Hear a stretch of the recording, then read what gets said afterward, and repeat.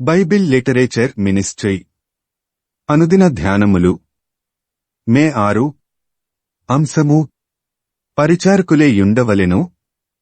వాక్యము మార్కు సువార్త 9వ అధ్యాయము 35వ వచనము.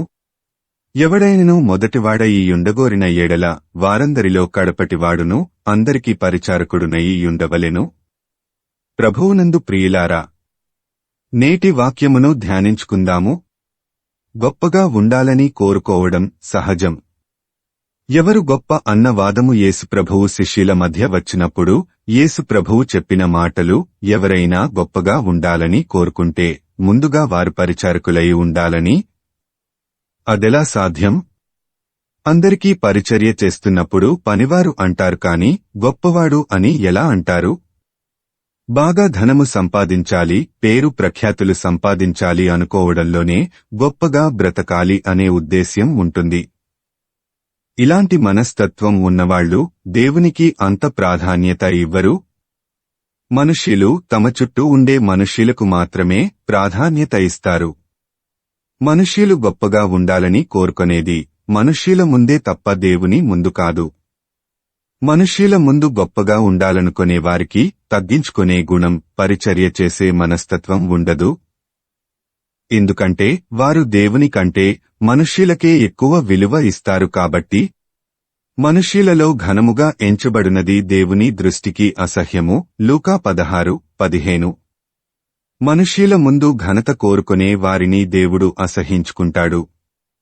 దేవుని ముందు మనం ఘనంగా ఎంచబడాలని కోరుకుంటే అప్పుడు దేవునికి ఇష్టంగా జీవిస్తాం. అలా ఇష్టంగా జీవించాలంటే దేవుడు మన నుండి ఏమి ఆశిస్తున్నాడో, మనం ఎలా ఉండాలని దేవుడు కోరుకుంటున్నాడో అది మనం తెలుసుకుని ఉండాలి. మనం బైబిలు సరిగ్గా చదవము, వాక్యమును ధ్యానించము.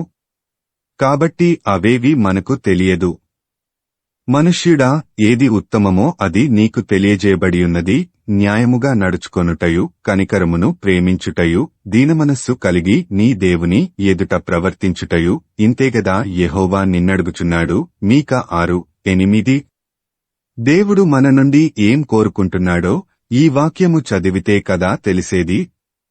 మార్తా, లాజరు సహోదరైన మరియ గురించి యేసుప్రభువు చెప్తూ, ఆమె ఉత్తమమైనది కోరుకున్నది కాబట్టి అది ఆమె యొద్ద నుండి తీసివేయబడదని చెప్పాడు. యేసు పాదాల దగ్గర కూర్చుని యేసు మాటలు వినడమనే ఉత్తమమైన కార్యమును ఆమె ఎన్నుకున్నది. వాక్యమును చదివి లేదా విని దానిని ధ్యానించినప్పుడు ఏది ఉత్తమమో మనకు తెలుస్తుంది. ఏది ఉత్తమమో మనకు తెలిసిన తర్వాత మనకు దీనమనస్సు వస్తుంది. అప్పుడు పరిచర్య చేయడానికి, పరిచారకులుగా జీవించటానికి మనం హృదయపూర్వకంగా అంగీకరిస్తాము. లేదంటే మనం ఎవరికంటే గొప్ప అన్న సందేహంలోనే జీవిస్తాము. మనం ఈ భూమి మీద జీవించే అతి స్వల్పకాలం సంతోషంగా, నెమ్మదిగా జీవించాలన్నా, చనిపోయాక పరలోకరాజ్యం పోవాలన్నా దేవునికి ఇష్టమైన జీవితం జీవించాలి. మనుష్యకుమారుడు పరిచారము చేయించుకొనుటకు రాలేదుగాని పరిచారము చేయుటకును అని మార్కు 10:45లో యేసుప్రభువే స్వయంగా చెప్పినప్పుడు ఎన్నికలేనివారమైన మనమెంత? దేవుడు చెప్పినట్లుగా నిన్ను నీవు తగ్గించుకొని పరిచారకునిగా జీవించడానికి నీవు సిద్ధమా? ప్రార్థించుకుందాము. ప్రభువా, ఈ లోకంలో జీవించినంతకాలము మమ్మును మేము తగ్గించుకొని ఇతరులకు పరిచర్య చేయుటకు మాకు కృప అనుగ్రహించుమని యేసయ్య నామమున అడుగుతున్నాము తండ్రి. ఆమేన్.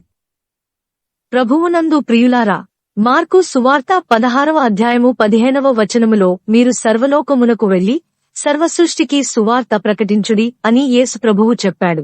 కాబట్టి సువార్తను ప్రకటించడంలో భాగంగా ఈ వాక్యమును మీ స్నేహితులు, బంధువులకు షేర్ చేయమని ప్రభువు నామమున కోరుతున్నాను. దేవుడు మిమ్మును దీవించునుగాక.